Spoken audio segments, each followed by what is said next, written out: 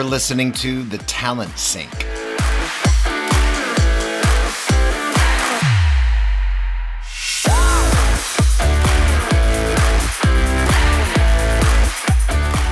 The Talent Sync is a talent board and job sync collaborative podcast production about anything and everything recruiting and hiring. Literally the kitchen sink on how all things in talent acquisition work together, should work together, and how sometimes they don't. Now it's time to sync up with your hosts, Kevin Grossman and Leah Daniels. Today's topic is about Generative AI 2.0. Enjoy the podcast.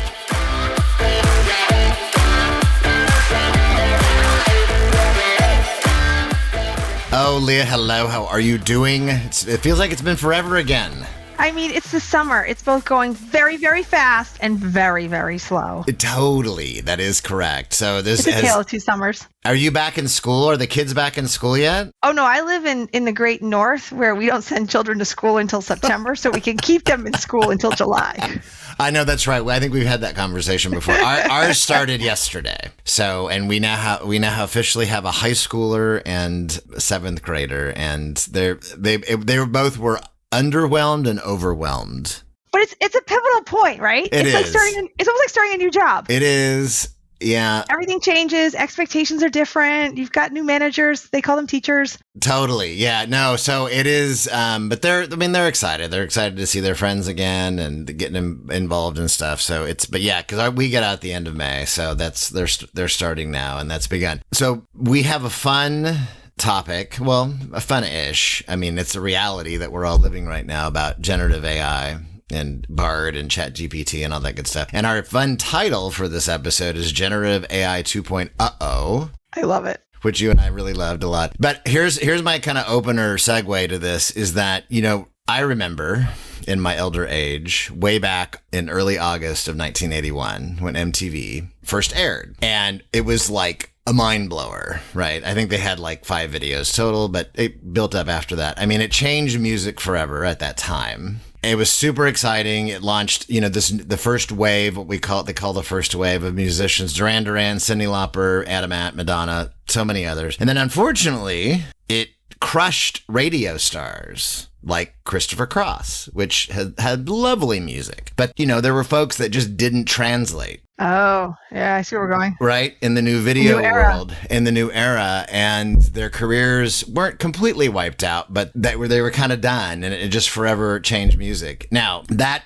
is kind of what I know part of what we want to talk about. Somebody did something fun today, though, speaking of using ChatGPT, which I did as well, but I'll get to that. But the reason why I bring the whole MTV thing up is because, I've been learning how to drum. Yep. And my latest little ditty that I did was the Buggles' Video Killed the Radio Star, which was the first video. Oh, my heart.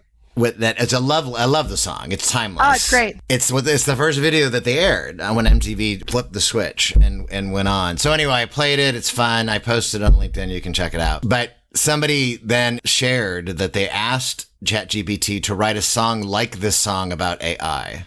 Oh. So I'll just read you verse 1. Just verse 1.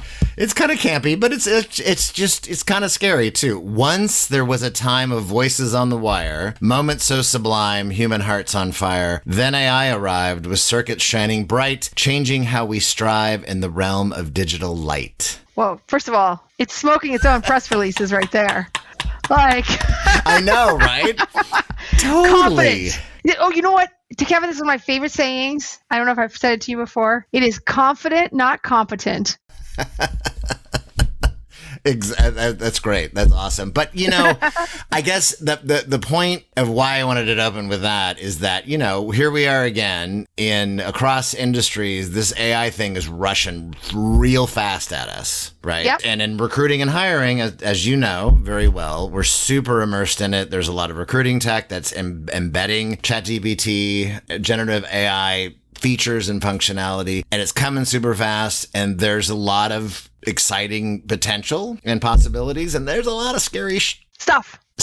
I don't want to, we were going to have a curse-free podcast. I know. You and I talked about that from the beginning, that we'd have a curse-free podcast, but a lot of stuff, like scary stuff, right? So I asked Bard, because I don't know why I prefer Bard to ChatGPT. I don't know why. I just met Claude, by the way, this I week. have no idea what that means. What does that mean? Yeah, it's just another one.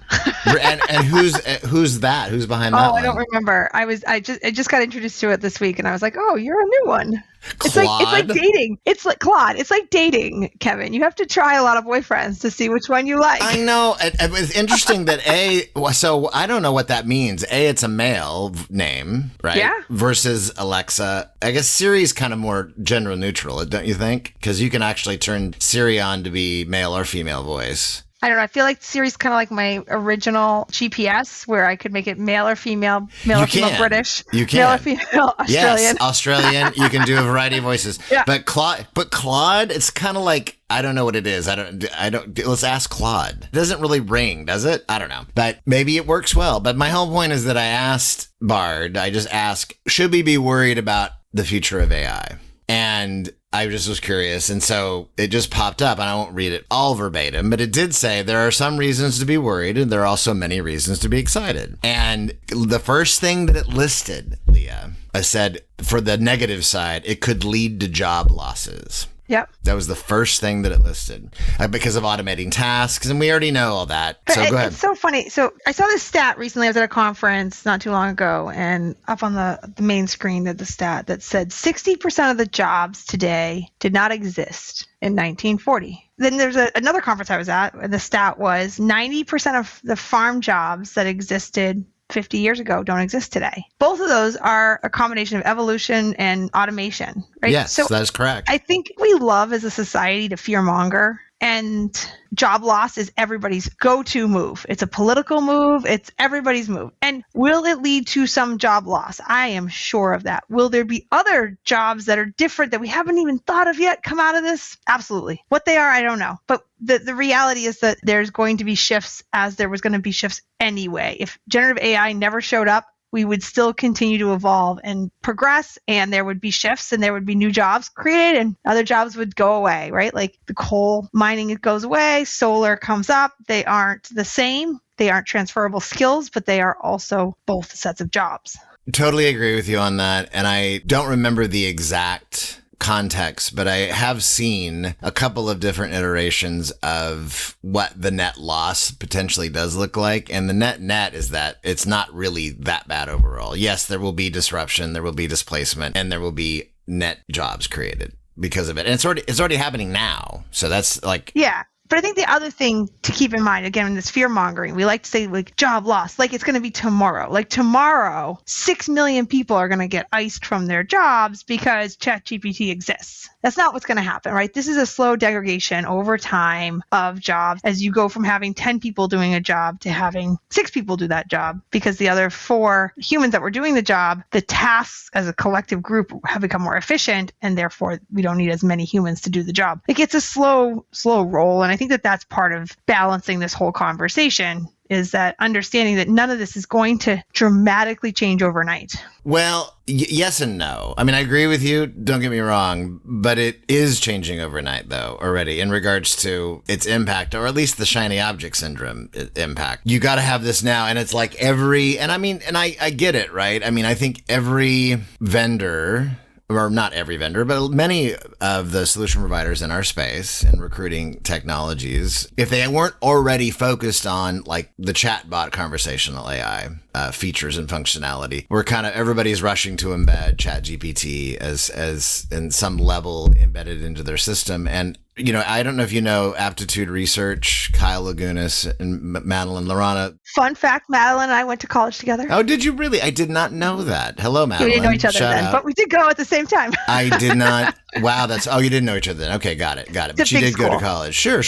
No, I mean, they do fantastic research and amazing. A lot of great, deep technology research, which is way above my pay grade. However, one of the latest things that they just put out, this is from a couple of weeks ago, they're going to do a webinar at ARE on this, but 300 HR and IT leaders, 60% of the companies that they surveyed said that they have increased their investments in AI capabilities for HR. And I don't doubt that. We have to be careful about knowing, again, what that means too. And I haven't dug in to the data or the research either, but I know, many in our Candy community are like, yes, we're doing some of this, but it's still really thin in regards to what they're actually using, maybe writing job descriptions or helping to kind of do, matching candidates to jobs. And I mean, the list goes on. So it is happening, but I think it's coming so fast though. I think part of the issue, and we're already seeing some movement in regards to regulatory situations and compliance, and whether in New York City, but there's not really, like, our own governing body in the United States right now hasn't really gotten their head around any of this yet. I mean, it's been talked about. Time for a Talent Sync break. Hey everybody, Kevin Grossman here, president of Talent Board and the Candidate Experience Awards. Our 2023 Candidate Experience Benchmark Research Program will open in January and run through August 31st. To learn more on how your organization can participate, go to thetalentboard.org. Break time's over. Now back to the Talent Sync. But we've been talking about AI in HR for at least the last decade, if not longer. Sure, but it's more real today though, right? It feels, well, I think it's more accessible today in a way where you don't have to go buy a thing. You can just go onto your computer. You can ask Bard like I did, or Claude. I'm going to start asking Claude. You should ask Claude. I feel like he's going to be lovely. But you can start to use these tools in a way that's far more accessible. And I do, just as a side note for what we were talking about jobs, my favorite new job that's come out of ChatGPT, I don't know if you know this, is a prompt engineer. This is like a new thing. And it's actually something we all need to become. We all actually need to become prompt engineers. We need to understand how to ask the question. Is that what that means? Yeah, it's about creating, it's a little more sophisticated than that. I was going to say. It's about asking, but doing it in a more automated I can ask way. a lot of questions, Leah. I can ask tons of questions. The right question, Kevin, the right question. I'm not sure. Well, no, that makes sense. Well, and that's, when I asked the question today, right? The other two bad things that Bard told me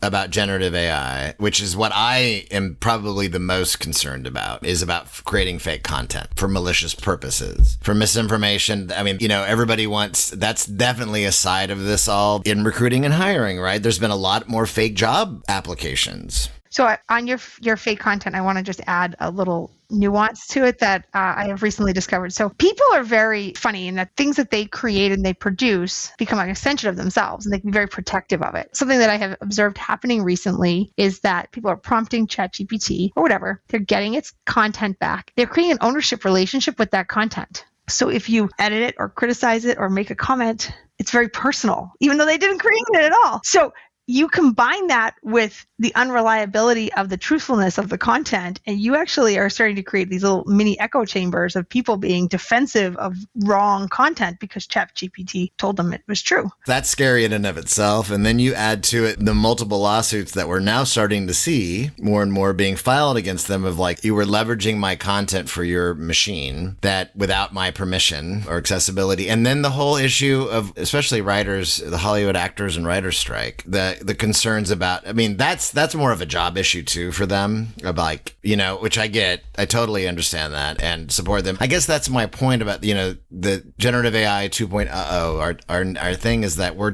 it's too fast. And while maybe people are kind of like sipping at it right now, it is still dramatically changing the landscape. And again, there's going to be a lot of positive that I know will come out of this. Over time, but we got to get some guardrails up, though, especially in recruiting and hiring. I think it's going to be really interesting. So two things that I think are happening that are going to be impactful. So one, the accessibility of this is part of what's accelerating the adoption, right? You do not have to go through a 1-year-long sales cycle and convince the HR leader that this is the thing that they need. You don't have to convince the HRIS team that they need to integrate it and do the thing. None of that. Just everyday recruiter can just pop onto Google, type in some things, and all of a sudden, you've got your choice of generative AI options that you can use for editing your content, creating content, changing out your emails, whatever it might be. It's very accessible. Even if it's not accessible at scale, it is still accessible. And so that is accelerating this adoption, right? And sort of the forcing function. Now, I have a couple of questions about, like, what happens when they start to charge? Not like they're charging today with a couple dollars a month, but meaningful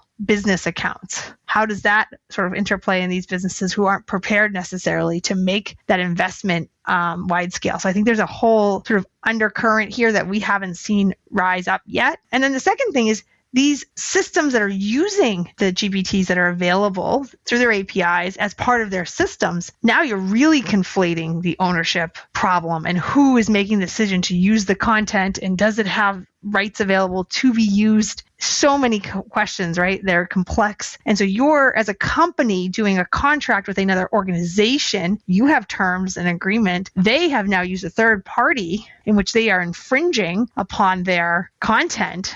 Oh my goodness. You just, my head just exploded, number one. Sorry about that. No, I mean, it's some of the same issues that we've struggled with on the internet for such a long time, of publicly available data and information that is, I can tell you kind of a related note, for the long time ago, for back in the day when I was a blogger, quote unquote. And I'm not disparaging that, by the way, because I'm a writer at heart. I love writing. So do you. We're both writers. But I mean, when I was a blogger, I don't think I ever called myself a blogger. I was called a blogger, an HR influencer blogger. But I mean, whatever. I know I am definitely disparaging it. But I remember that I used to, where would I go to get images a lot of the time? Google Images. Where you're not supposed to. And I kind of always knew that in the back of my head, but did I ever second guess that? No, I didn't. And then a decade later, at an organization that I no longer worked at, that person, that old organization was notified, you have to remove this from all content, this image, or you're going to have to pay us X, Y, and Z. Now, nothing ever came of that, but I'm like, that's all stuff that comes back to my, and I know, speaking of HR bloggers, I know over the years too, that a lot of content has been lifted by others, by solution providers, by other writers, without citation. And it's just as messy across the interwebs, as it's now becoming even more so in a much more easy to use interface to extract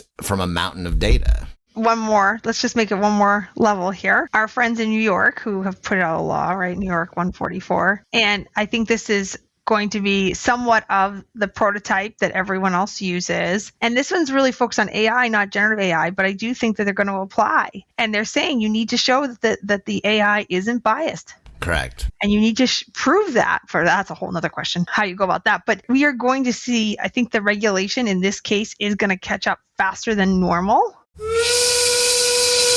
Time for a Talent Sync break. Hi, Talent Sync listeners.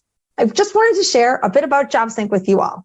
JobSync helps companies get more quality candidates out of their job board advertising and automates a variety of manual recruitment tasks by solving for the very low conversion rate challenges most companies experience on their career site.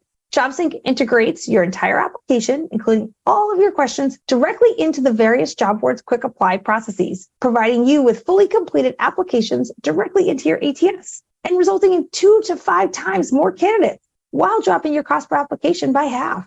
This helps return up to 10 hours a week back into your recruiter's time through custom automations that are based on your business-specific recruiting processes. JobSync works with most major ATSs like Workday, SuccessFactors, and Taleo, CRMs, programmatic platforms, and job boards like Indeed and Zip.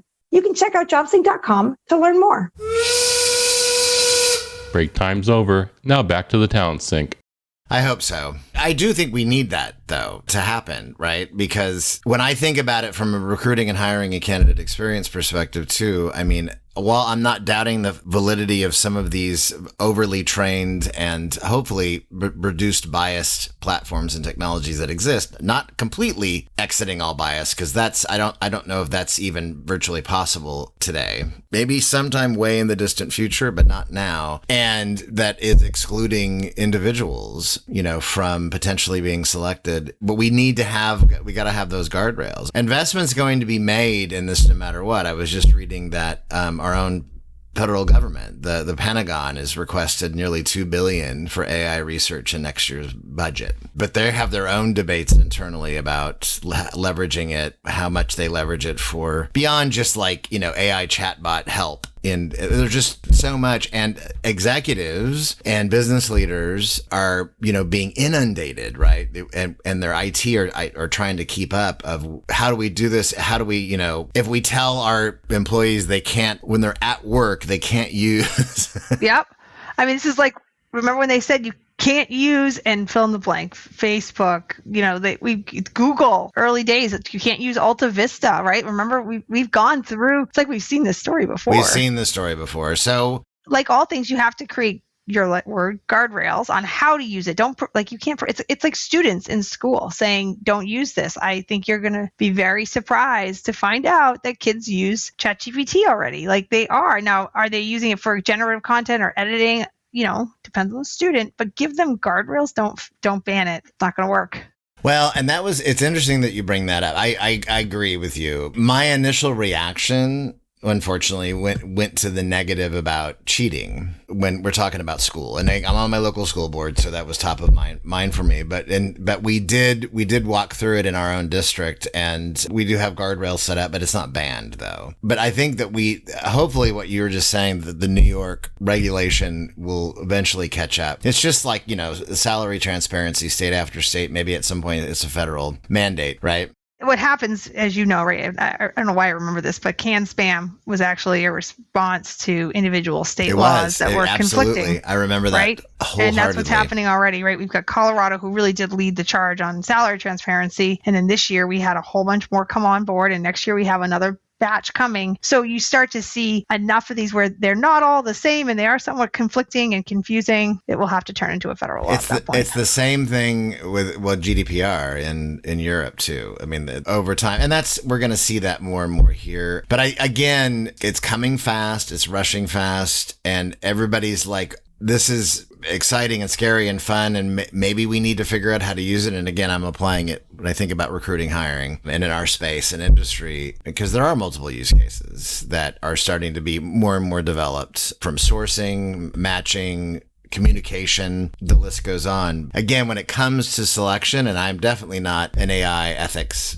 expert, but I just know the people that are, and I've had those conversations that, the concern is, are we discriminating more or less, and can we actually reduce bias to zero? And I don't know if we can do that anytime soon. I don't know. I mean, I don't know either, but I think directionally we need to get there. And more importantly, we need to make sure we aren't accidentally going in the wrong direction. Agreed. Right? That's where I think it's important that you can't allow this black box of AI to exist. You have to have some sort of oversight. You got to unpack it a little bit. Yep. And I think that, again, it's like, how do you use ChatGPT? Lots of use cases out there. The ones I like the most are like, here's my job description, rewrite it, make it more clear, concise, whatever. Here, I need 10 new versions of this title.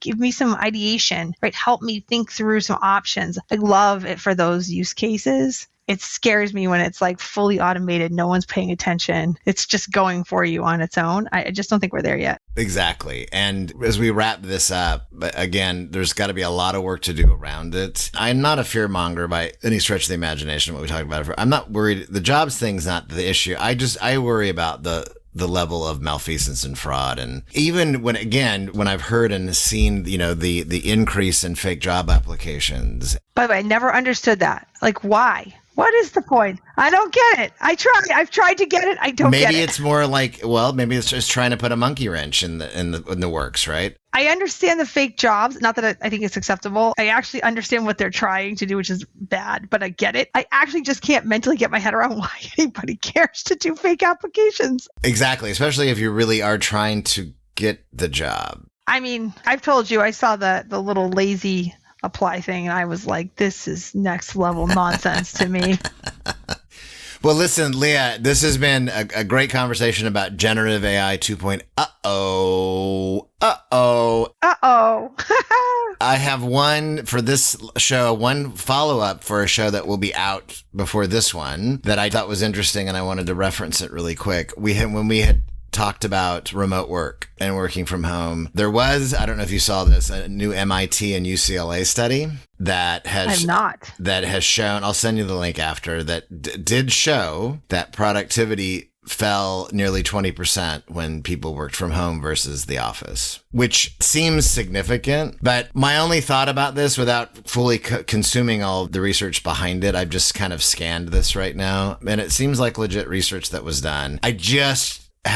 My gut was telling me, okay, but there's still this exchange of quality of life and flexibility for individuals, and and I don't know if this exists out there, maybe you've seen something. How much does the, 2 to 3 hour round trip commute erode productivity and well-being? and wellness. The word productivity is interesting too, right? Kevin, are we talking about individual productivity or are we talking about organizational? Because that could be really interesting. The individual productivity is up, but the organizational productivity is down. I think according to this, and again, I have to dig into it deeper, it's talking more about individual that then rolled up. Interesting. That's and the way, and they based it on entry-level data jobs. This was actually conducted in India, of people working X amount of hours per week at home versus in the office, and measuring and trying to, again, control for that. Oh, you just said something interesting, which was entry-level positions. That's what it said, yeah.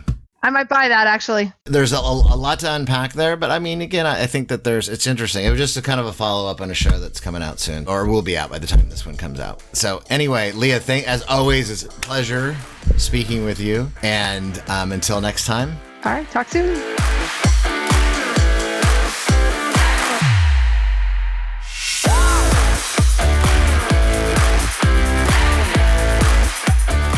Thank you for listening to the Talent Sync podcast, a Talent Board and Job Sync collaborative podcast production. More episodes soon.